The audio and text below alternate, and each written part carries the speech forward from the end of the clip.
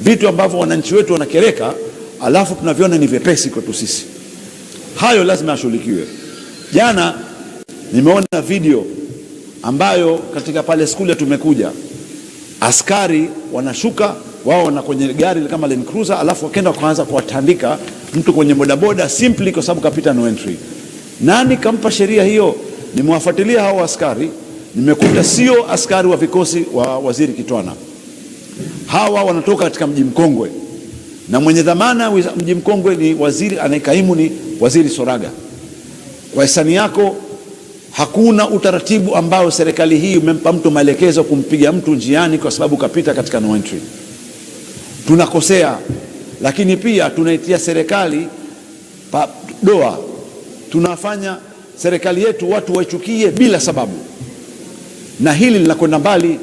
Tunapoona hizi vitu katika social media zinatembea, mtu kupigwa njiani kwa sababu kapita pahala ambapo hakustahiki, wananchi wengine wanajua sheria. Hasa kwa nini tunataka sisi tuchukue sheria mkononi kumtandika mtu barabarani? Mimi naomba haya mambo yawekewe utaratibu. Sheria ipo. Kama kuna bodaboda sijui rickshaw anafanya vitu ambavyo vilikuwa havipo, mkamateni, pelekeni polisi, mpigeni fine. Hakuna kitu kizuri ambacho kinaumiza mtu kama fine. Mheshimiwa Diaspora kaishi Uingereza, anajua ukipanda kwenye treni fine unapigwa, ukienda huku fine unaacha, utafuata utaratibu uliokuwepo. Lakini hakuna haki ya mtu kumpiga mtu jamani njiani. Mimi ingelikuwa ni mwananchi ambaye anaishi jimboni kwangu ametandikwa kiasi kama vile, na iliwahi kutokezea mara moja, nililileta hapa barazani. Alikuwa mkuu wa mkoa, aliingia katika eneo la Bungi akaenda kuwapiga wananchi kwa sababu ya issue ya mchanga. Nilikuja nalo hapa barazani na nikasema hapa sikubaliani na hichi kilichofanyika.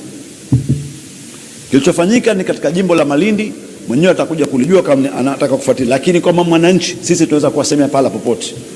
Naomba hili sana Mheshimiwa Makamu wa Pili wa Rais na Mheshimiwa Waziri mwenye dhamana, utusaidie katika hili kuhakikisha kwamba nchi yetu tuna amani, mambo ya kuchukua haya yaishe.